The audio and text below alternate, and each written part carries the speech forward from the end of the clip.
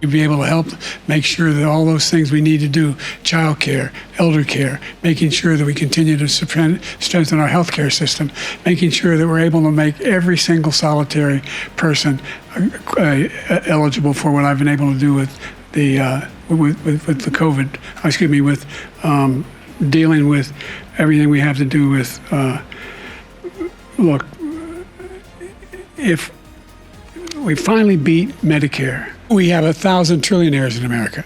Billionaires in America. And what's happening?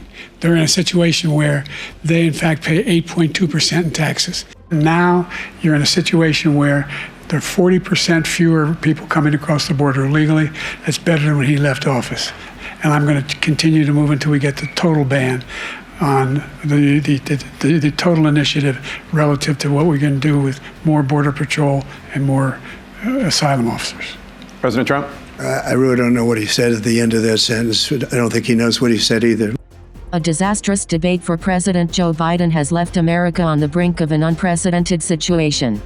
With less than 4 months left for the presidential elections, 81-year-old Biden is facing growing calls to step aside from the race and make way for someone younger. The stakes were further raised after the Supreme Court ruled that Biden's rival, former President Donald Trump, is entitled to considerable immunity from prosecution. Some Democrats say this win for Trump makes it even more imperative for Biden to quit. Throughout the 90-minute debate, Biden fumbled, mumbled, and struggled to hold his train of thoughts. The White House called it a bad night, which was the result of a cold. The president did not have a great night. As you all know, and many of you reached out during the debate, the president had a cold. He had a hoarse voice. You all heard it. That's why we're not taking away from what you all saw, or what the American people saw. We understand it was a bad night. It is not uncommon for incumbents to have a bad night on their first debate.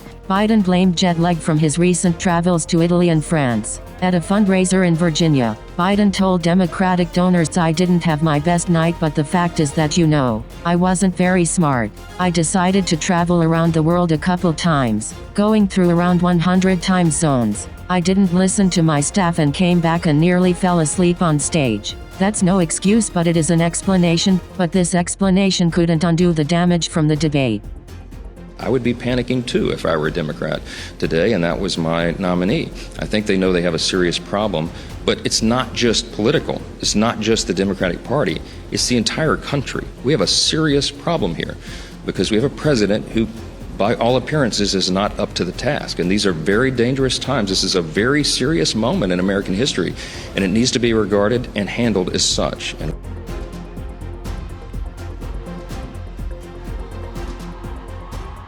And Biden's approval rating hit a new low following his shaky performance in the debate, and his core voters have started to doubt his ability to do the job.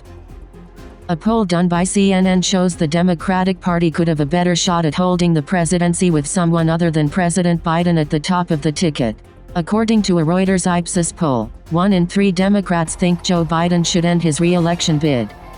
Now a growing number of Democratic leaders are saying they want President Biden to step aside for the good of the party. The first person to officially speak out is Lloyd Doggett of Texas. He said, "I represent the heart of a congressional district once represented by Lyndon Johnson. Under very different circumstances, he made the painful decision to withdraw. President Biden should do the same." Former House Speaker Nancy Pelosi said it is fair to raise concerns about President Joe Biden's fitness. She said, "I think it's a legitimate question to say, is this an episode or is this a condition?" If President Biden were to drop out, the question of who would replace him will be decided at the Democratic National Convention in Chicago next month. Yes, there was a slow start, but it was a strong finish. Vice President Kamala Harris, who is already on the ticket, is an obvious choice. She defended his debate performance, calling it a slow start with a strong finish. But Kamala Harris' approval ratings are abysmal, and she has been criticized for not being able to carve out her own role in the Biden administration.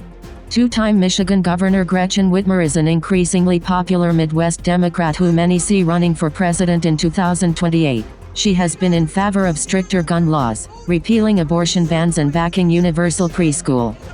Another candidate is California Governor Gavin Newsom. He is also a potential for 2028, but many claim Newsom has been running a shadow campaign for the White House. You did well. Should Biden step aside? Joe Biden's family, including his wife Jill and son Hunter, have reportedly encouraged the president to stay in the 2024 race and privately discussed the fallout of the debate. The first family is frustrated with the team that prepared President Biden ahead of the debate, and spoke about whether any of his top advisors should be fired or if changes should be made to the campaign staff. But no matter how many steps are taken for damage control, it's likely that nothing short of quitting the campaign will quiet the voices of doubt and discontent against President Biden.